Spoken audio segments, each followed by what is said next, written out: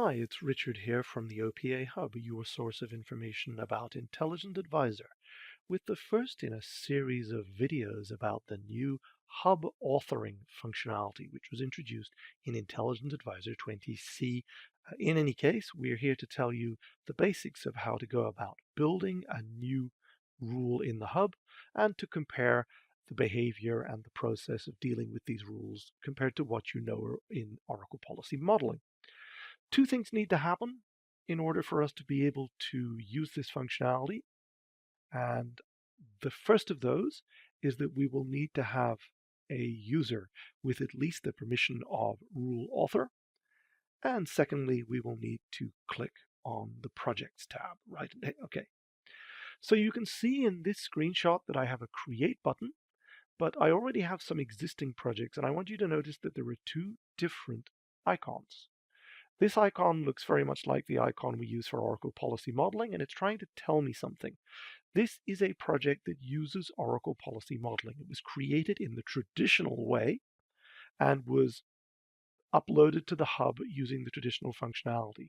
The other projects here were created using the create button you can see in the top right hand corner. It's important for us to know that these two methods are separate. If you create a project in the hub, it stays in the hub and you have to use the hub authoring. If you create a project with OPM, it stays using the traditional mechanism for editing and deployment, so Microsoft Word, Microsoft Excel, and so on. So these two are separate processes for separate needs. Let's go ahead and click the Create button and see what it looks like when we want to create a new project on the hub. Immediately, you'll notice that you can edit things straight away. I'm going to go ahead and change the name here, and the saves will be made automatically in real time. There's no save button to click. There's no need to commit anything at this stage. You might have seen a commit button in the top right-hand corner. We'll talk about that in a minute. But you notice in the top right-hand corner, it just says saved. So as I work, things will get saved.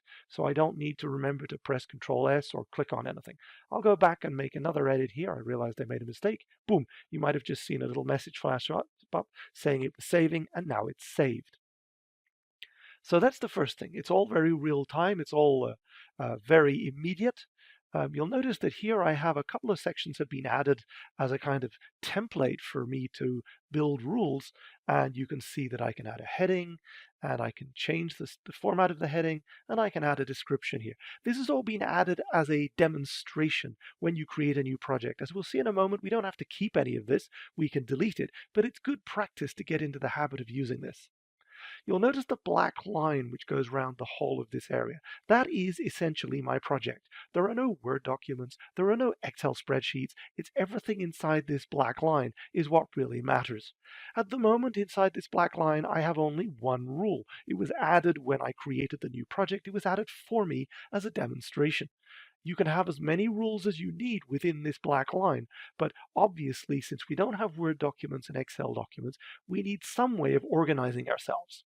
So I've gone ahead and clicked into this existing rule, and I want you to notice that over here I have a couple of options, such as to disable this rule, to change the indentation, and so forth.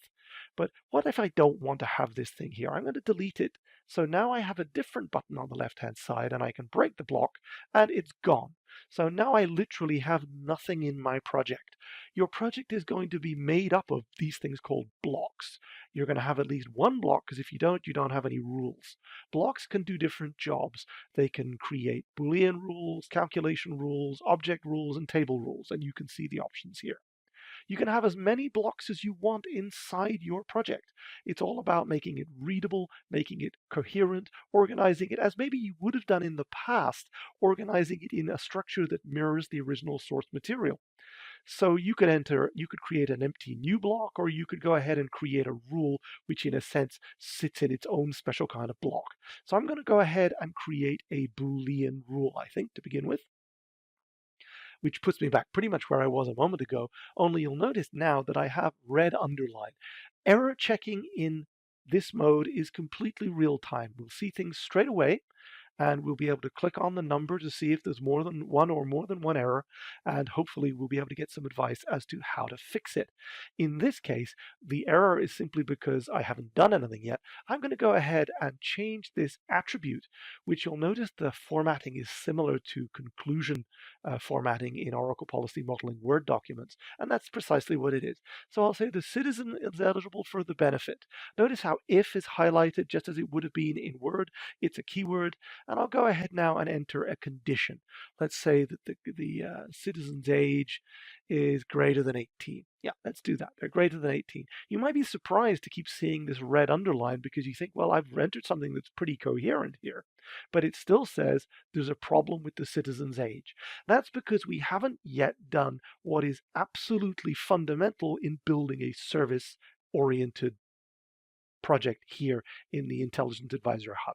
We need to consider how this project will be consumed by the outside world. Some other application will want to come and ask my project, is the citizen eligible for this benefit? And what will they do? They will provide me with an age. The age is my input, and the citizen is eligible is my output. So I need to go ahead and make sure that the inputs and outputs are declared so that they are visible to me and to the outside world. I'm going to copy the citizen's age to go a little bit faster here.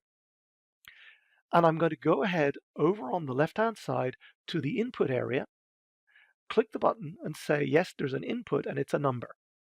I'm going to give it a technical name, or public name if you will, and I'm going to match it to that text and say, right, that's my input. And you notice that the red wavy line has disappeared. It's understood, okay, this is a number and it's an input. Great. Let's go ahead now and also think about, well, if I wanted to, I could change the public name. I could change the text if I need to edit the text in any of my blocks. This should be reasonably familiar to you if you've ever done any work in the data tab of Oracle Policy Modeling. It's like changing the public name or changing the text. Obviously, if you change the text, you need to be a little bit careful in case you've used it in lots of different places. Let's go ahead now and add an output as well, because this is how I will respond to the outside world. I'll go ahead to the output and I'll say, yep, there's an output, and this time it's a Boolean. Oops, it's a Boolean, and I'm going to call it B_eligible. Of course, these are just my invented public names, and I'm going to click OK. So now I pretty much have a fully functioning service. I have an input and an output. My project could be consumed by anybody capable of targeting it by if they knew the URL and they had permission to do so. So I'm going to go ahead and click the Run button, which lets me try it out. The Run button gives me a couple of URLs in case I really want to go right ahead and push this through, for example, Postman. It also includes the authentication URL, which is great help because I always forget how to get an authentication token. I can download a Swagger file, or I can simply type it in right now. So let's go ahead and say I'm 19, and you'll see that it says, well, yeah, you're eligible. So this is my debugger, if you will. This is my real-time debugger. And if I change the number, I get a different answer. You don't have to keep opening and closing this window. If I go back to this and I change the numbers, so let's say I change the number to 17 and I refresh. And if I type in a value here, so 18, it says I'm false. 17, if I'm greater than 17, I'm still false. If I go back again and change the value to 16, you'll see that it's changing in real time. So being able to make changes to the service and swap over to this little try screen and try it out is really cool. It's like a real-time debugger. That's in fact what it actually is. And we'll see it again in the other videos in this series. It does a lot more than just show you yes or no, true or false. So with our initial project looking so good, I'm going to go ahead now and build it out a little more with a couple of extra things that are important to know when you start building projects this way. Of course, we spoke about this concept of breaking things down into blocks earlier on. So, and I'm going to say, okay, break this block, which gives me the opportunity to add some more space and add a second block. And this time I've decided to add a calculation block which lets me perform a calculation. So let's, instead of just asking the end users for the age, let's calculate the age. And this gives me the opportunity to say, well, by the way, when you're in this real-time editor, you have a rule assistant just like the one that you're familiar with in Word. So if I start typing, I can pick up a function and I can now populate the arguments of the function. I'm actually going to end up creating two new attributes here. It's going to be the citizen's date of birth and the reference date, because when you calculate benefits, there's usually a reference date from which you're going to base your calculations. So as before, I have my red wavy lines. This is not to be unexpected. This is not unexpected because I haven't actually explained what these two things are. I'm going to select the two attributes and I'm going to add them to my inputs. You'll notice also on the left-hand side that the age is now red as well in the top left-hand corner. That's because it was previously an input, but now it's not an input. It's actually a intermediary or a calculated value. So I'm going to go ahead and try and copy this and add an input. I'll get rid of the red text in just a moment, and we'll call this d_ref, nice and simple, and I'll do the same for the date of birth if I can get my mouse around it. There we go. Obviously, the order that I'm doing these things in is very artificial. I could have declared all of these up front, but I'm doing it in order to show you and not so that you become familiar with the behavior of the editor. This is now an attribute that essentially has no purpose. So I want to say, well, actually, no, it's not an input anymore because it's calculated. I'll click the little traffic light and say, okay, let's delete it. Good. Just in case you're wondering, am I obliged to have this block-based structure where I have two separate blocks for these two rules? The basic answer is no, you're not. You could have had everything in one block. It just is easier to read. I'm going to go ahead and finish off now by entering the output. I want the citizen's age to be part of my output as well. Oops, I got these the wrong way around. I always do this. So there's the age, and I've managed to make another mistake. Never do this live. There we go. Okay. Fine. I think I've finally got there now. So I've been able to update my project. I can go back to my try it, and you'll see that a quick refresh, it now shows me I have two dates, and I can enter both the dates. Let's say my date of birth is in 1969. Oh no, the year 2000. Let's say the year 2000 because I can't count. And there we go. And it says, well, since the reference date is today, which was the default it's shown in the debugger, well, you're eligible. And by the way, your age is 20 years of age because we're in 2020. So I can see, first of all, that the try it page has auto-updated. I can see my new output attribute, and I can see that my rules are working well. Just as I mentioned a minute ago, you can add, I'm going to add another heading here. You can see that building blocks makes life a lot easier. If you're familiar with WordPress, this will be similar to what you use on an everyday basis to create new pages and new posts. But just so we're clear, I could have done this. I'm going to copy and paste the text from the second block into the first block, and then I'm going to get rid of the block. And I'm going to get rid of the comment. It's perfectly okay. I could have done this as well.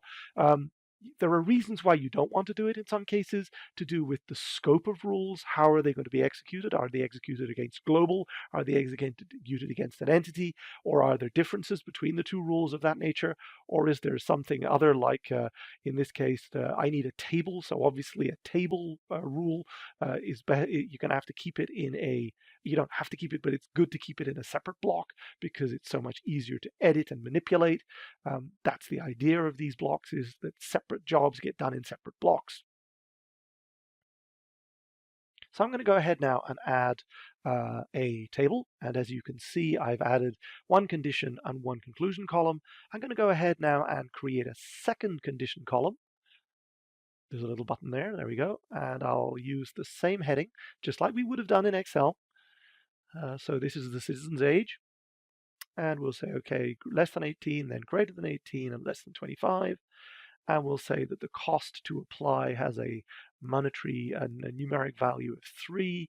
And as you can see, I can add new columns at any time. I can delete the table, and I can also add another one. There we go. Let's add a row underneath.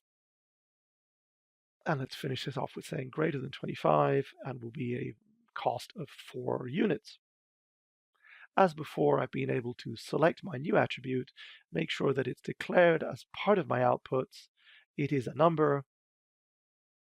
Let's call it, yeah, cost. Done that, return to my debugging window, refresh the debugger, and now you'll see that I have 3 outputs instead of 2. Our project looks pretty good.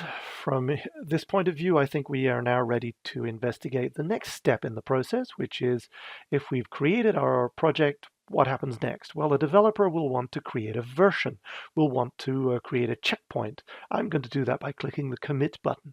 And you'll see that as soon as I've done that, I now have version 1, which is listed here.